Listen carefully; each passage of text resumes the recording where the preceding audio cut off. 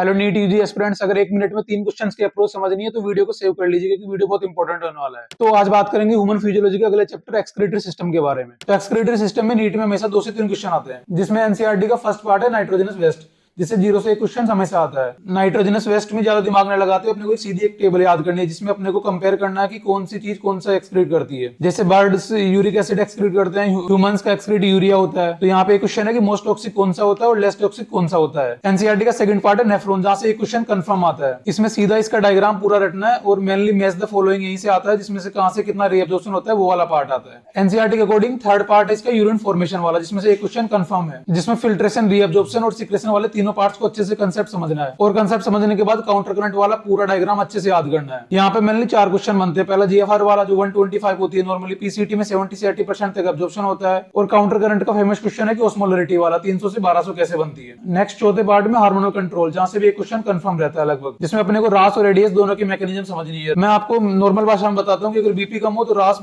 Activate होगा और अगर पानी बचाना हो तो एडीएस एक्टिवेट होगा। And let's go to last part, जिसमें डिजीज वाला पोर्शन आता है, जिसमें से 0 से 1 क्वेश्चन हमेशा आता है। जिसका फर्स्ट पार्ट है हेमोडायलिसिस एंड फ्लूइड वाला। सेकंड पार्ट में यूरेमिया, एन्यूरिया और ओलिगोरिया के अपने को डेफिनेशन समझनी है कि कौन से में यूरिन ज्यादा होता है, कौन से में कम होता है। एंड थर्ड पार्ट में रीनल कैल्कुलाई, इसमें मेनली कैल्शियम ऑक्सिलेट के बारे में ध्यान देना है। हेमोडायलिसिस में मेनली आता है कि बताओ कौन सी चीज इसमें नहीं होती है, जिसमें नाइट्रोजन वेस्ट आंसर होता है। अगर इस चैप्टर के 100 इंपोर्टेंट्स की पीडीएफ चाहिए तो फॉलो करके comment neat then I will share.